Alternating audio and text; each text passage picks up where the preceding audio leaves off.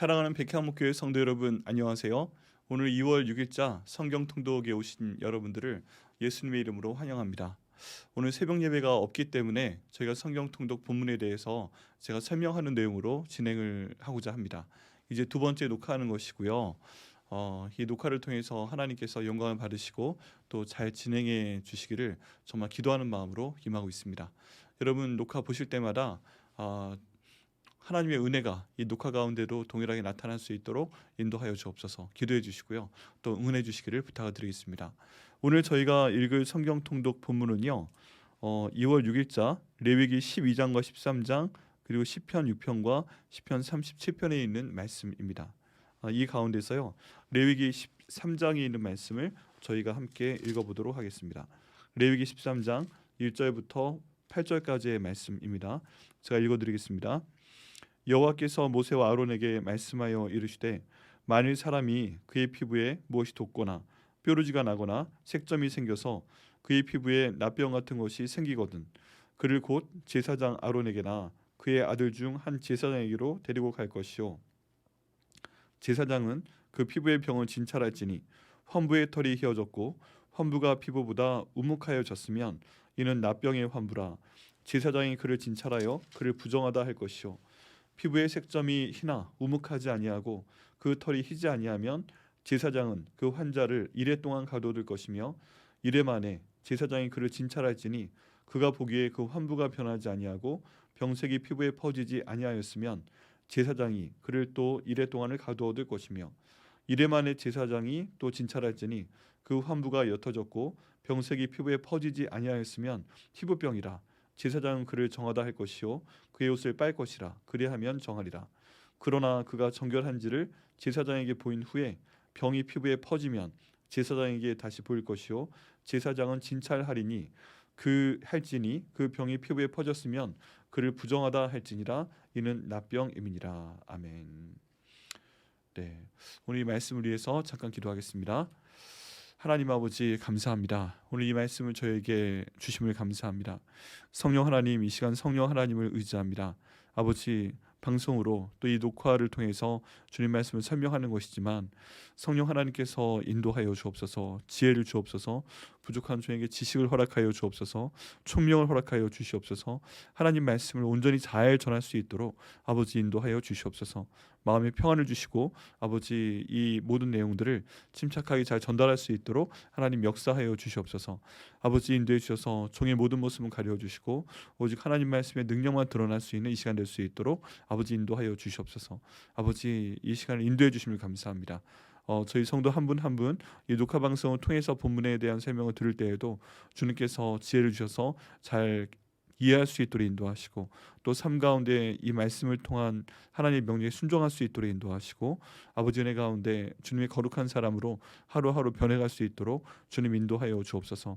감사드리고 예수님의 이름으로 기도드립니다. 아멘. 네, 여러분 오늘 본문은요 납병에 대해 다루고 있습니다. 이 납병은 특징이 있습니다. 이 특징이 뭐냐면 신경이 죽는 거예요. 그래서 어떤 고통이 있을 때 그 아픔을 느끼지 못하게 됩니다. 필립 얀시라는 굉장히 유명한 그 저술가가 계십니다. 이분이 저술한 책 중에 고통이라는 이름의 선물이라는 책이 있습니다. 이 책의 내용은 무엇이냐 하면요, 이 납병 환자들을 관찰한 것입니다. 이분들을 관찰할 때 이 필립 얀시가 느낀 것이 있습니다. 삶 가운데 고통은 정말 필요하다 하는 것입니다.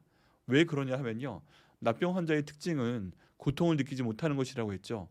그렇기 때문에 납병으로 인해서 신경이 죽은 부분에 상처가 났을 때 고통을 느끼지 못해서 치료를 하지 못합니다. 또 너무 심해지면 치료할 시기를 지나가기 때문에 때론 너무 감염이 심해져서 그 상처를 절단해야 되는 그런 상황도 나타나곤 합니다. 여러분 이런 상황을 필립 얀시가 보고 나서 우리 삶 가운데 우리 몸 가운데 있는 고통이 정말 중요한 것이구나 하는 사실을 깨닫게 됩니다. 여러분 저희 삶 가운데로 마찬가지입니다. 저희 영 가운데 신경이 있다면요, 이 신경은 항상 살아있어야 됩니다. 신경이 살아있고 이게 다른 면으로 하면 양심일 수도 있고요, 또 성령께서 말씀하시는 것일 수도 있습니다.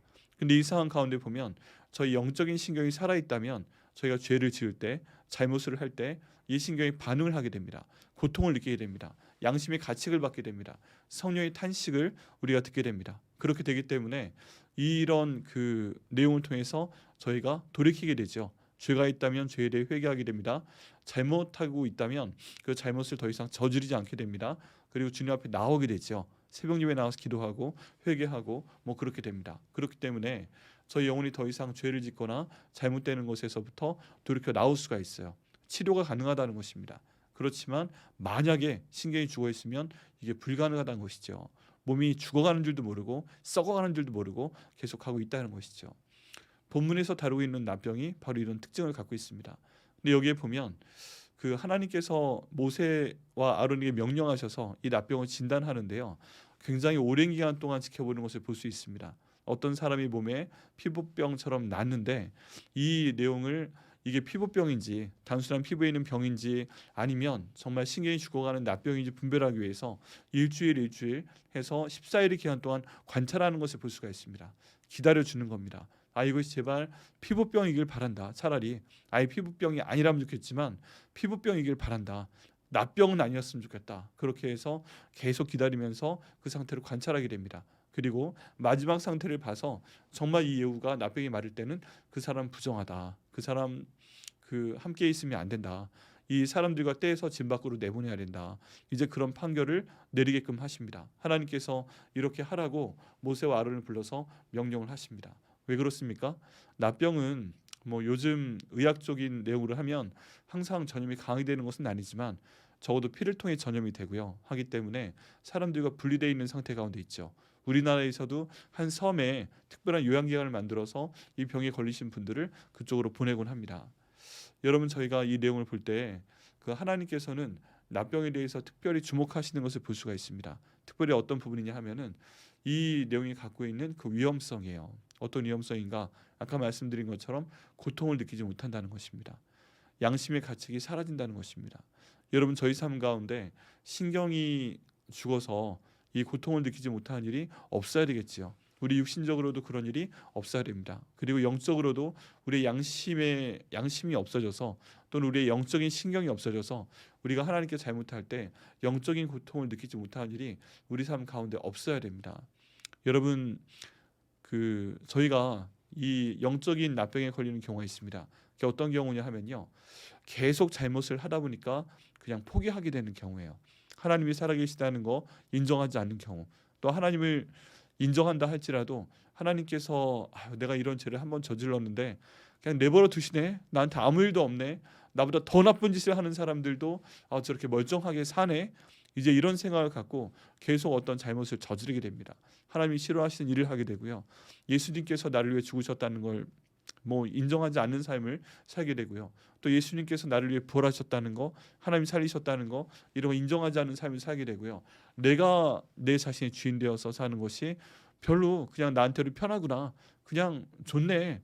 그냥 아무런 불편함이 없네. 내가 그냥 내 마음대로 결정하고 생각하고 뭐 말을 하고 행동을 해서 내가 좋은 일을 하건 나쁜 일을 하건 나한테 특별한 영향이 없네. 오히려 그냥 예수님 생각하면서 좋은 일 하려고 하면 내가 손해를 보는 것 같고 그런 것들을 저희가 느끼게 됩니다. 근데 이런 상태에서 계속 저희가 죄를 저지른다면 저희가 잘못을 한다면 이 영적인 납병에 걸린 거나 다름이 없죠. 그리고 이런 영적인 납병은 다른 사람들에게 전달이 될 수도 있습니다. 너도 한번 해봐. 괜찮아. 아무 일도 없어. 뭐 이런 식의 표현을 저희가 할 수가 있게 되죠. 여러분 저희가 이런 사항을 주의해야 됩니다. 하나님은 육신에 대한 납병도 너무너무 싫어하시지만 저희가 영적인 납병에 걸리는 것을 싫어하십니다. 양심의 불화살을 맞은 것 같은 이런 상황을 정말 싫어하십니다. 그렇기 때문에 저희가 주님께 나와야 돼요. 여러분 혹시 마음 가운데 내가 영적인 납병에 걸린 것 같아 이런 분 계십니까? 내가 그 성경적인 관점에 따르면 분명히 잘못하고 있는 건 맞는데 아무 일도 일어나지 않기 때문에 그냥 괜찮은 것 같아. 그래서 한 번, 두 번 그 죄를 반복하고 계신 분 계십니까? 여러분 예수님의 이름으로 그 모든 것들을 끊어내시기를 예수님의 이름으로 부탁을 드립니다. 여러분 끊어내셔야 됩니다. 내가 잘못해도 아무 일이 없다. 그건 하나님께서 버리신 거예요. 버리신 거예요. 영적인 납병에 걸려 계신 거예요. 그거는 끊고 나오셔야 됩니다. 여러분 예수님을 바라보셔야 되고요. 또 저희가 성경통도 읽고 있는 대로 이 내용에 따라서 반드시 성경의 내용대로 내 마음을 한번 돌아보셔야 돼요. 내 생각을 돌아보시고 내가 하는 말을 돌아보시고 내가 오늘 하는 행동을 돌아보셔야 됩니다. 그래서 이게 정말 하나님께서 기뻐하시는 것이 아니다. 예수님이 주인 되어 하는 생각이 아니다. 예수님이 주인 되어 사는 말이 아니다. 행동이 아니다. 라는 것을 인식을 하시게 되면 과감하게 끊어내셔야 됩니다. 회개하셔야 됩니다. 주님, 제가 그거 하지 않도록 인도하여 주옵소서. 죄의 뜻은요, 관역을 맞추지 못하다라는 뜻입니다. 헬라어로 하마르티아라고 하는데요, 이 뜻이 화살을 잡아서 쏘는데 관역이 있습니다. 근데 이 관역에 맞추지 못하고 다른 곳으로 나간다 하는 뜻입니다. 길을 벗어난다라는 뜻입니다.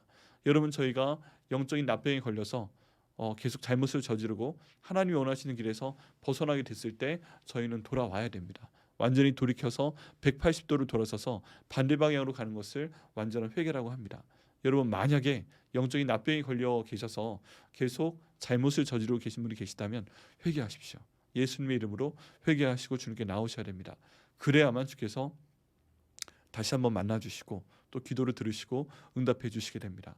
오늘 이 내용 가운데 보면 저희가 레위기에서만 납병이 나오는 것이 아니라 가만히 보면 성경 전반에 이 납병이 나오는 걸 볼 수 있어요. 무감각, 내가 고통을 느끼지 못함. 여러분, 차라리 그럴 바에는 하나님께 기도하셔야 됩니다. 주님, 고통을 느끼게 하여 주시옵소서. 제가 잘못했을 때 양심의 가책을 느낄 수 있도록 인도하여 주옵소서. 주님, 제가 주님께 다시 한번 나올 수 있도록 인도하여 주시옵소서. 그래서 주님, 영적인 납병에 걸리시지 않고요, 영적인 그 고통을 느낄 수 있는 그런 상태 가운데 들어가셔서 언제나 죄로 가시기 전에 주님께서 돌이켜 주시는 그런 복을 주시는 여러분 되시기를 예수님의 이름으로 축원합니다. 반드시 기억하십시오. 영적인 납병에 걸리면 안 된다. 주님, 차라리 제게 고통을 주셔서 감사합니다. 네. 그리고 오늘 또 다른 본문인 시편 37편 말씀의 내용을 한번 보겠습니다. 시편 37편 말씀 가운데 보면요, 특별히 이 말씀을 함께 나누고자 합니다. 제가 정말 좋아하는 시편 가운데 하나인데요. 네, 시편 37편 23절과 24절에 있는 말씀입니다.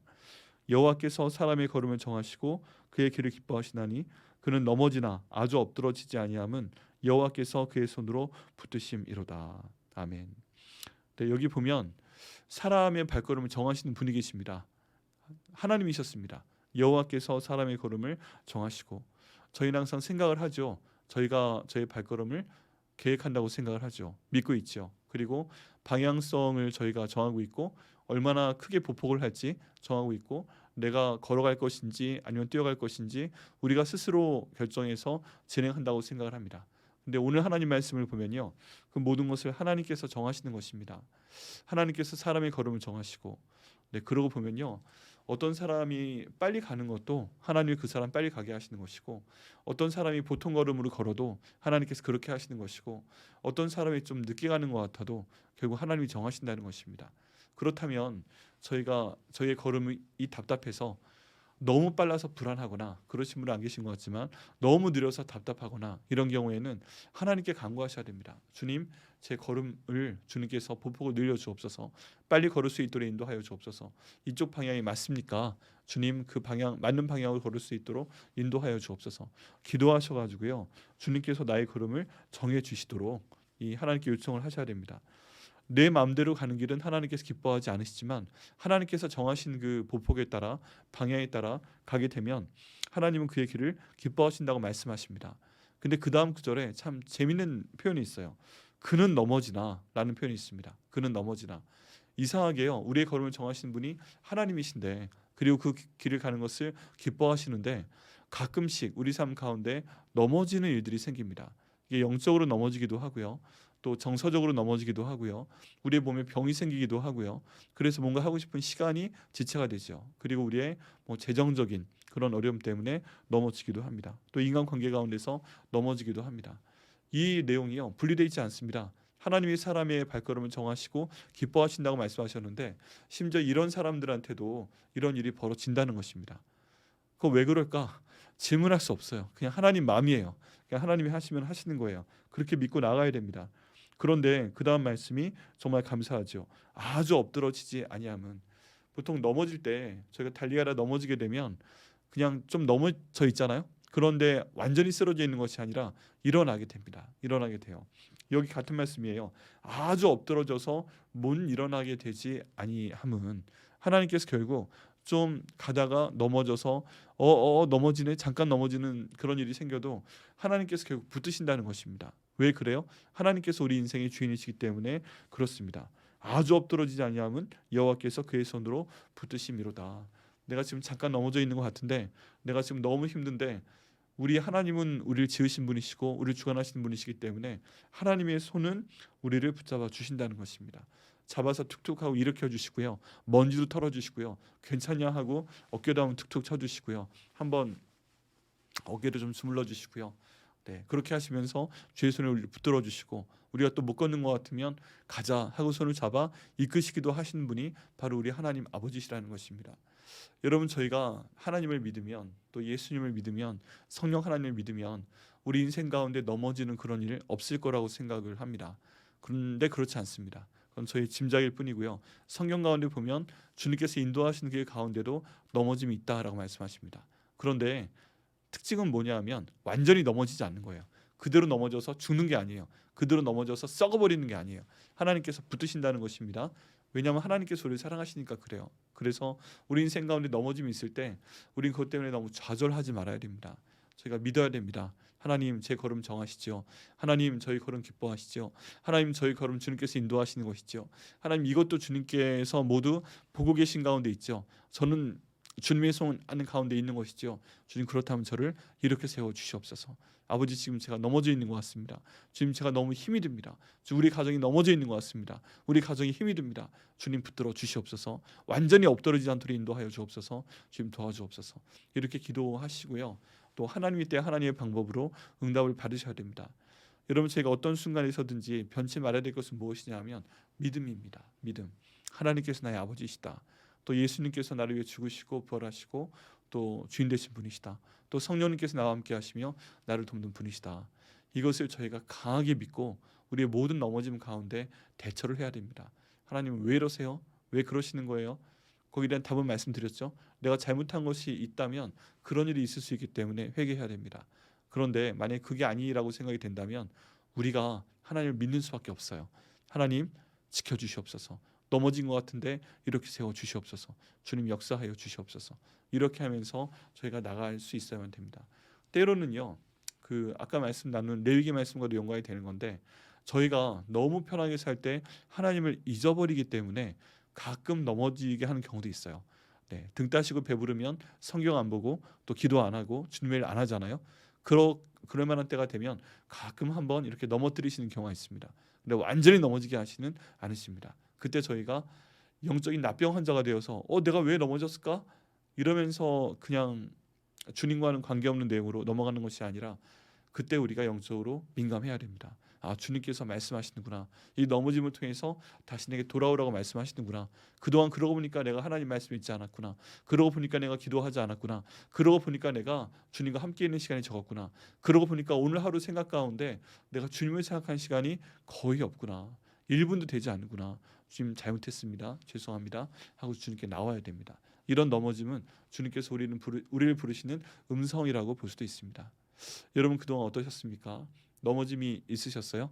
그럴 때 벌이 아니라면, 내가 회개해야 될 내용이 아니라면 주님께서 나를 부르시는구나. 다시 기도하라 하시는구나. 기도의 자리로 나오라 하시는구나. 다시 한번 나를 불쌍히 여기시옵소서. 기도하라고 말씀하시는구나. 이렇게 이해하시고요, 주님께 나와서 기도하시고 응답 받으시는 여러분 되시기를 예수님의 이름으로 축원합니다. 감사합니다. 기도하시겠습니다. 하나님, 감사합니다. 오늘 납병에 대한 내용과 아버지, 또 주님께서 저희 길을 인도하시고 기뻐하시는데 저희를 가끔 넘어지기도 하신다는 그 내용을 알게 되었습니다. 아버지, 이 내용 가지고 저희가 무엇을 순종해야 될지 알 수 있도록 인도하여 주시옵소서. 하나님, 영적인 납병이 오기 전에 아버지, 저희 감각을 기를 수 있도록 인도하여 주옵소서. 아버지, 저희가 넘어지기 전에 주님 바라보고 넘어지지 않을 만한 일만 갈 수 있도록, 주님께 항상 순종하며 나갈 수 있도록 인도하여 주옵소서. 감사드리고 예수님의 이름으로 기도드립니다. 아멘.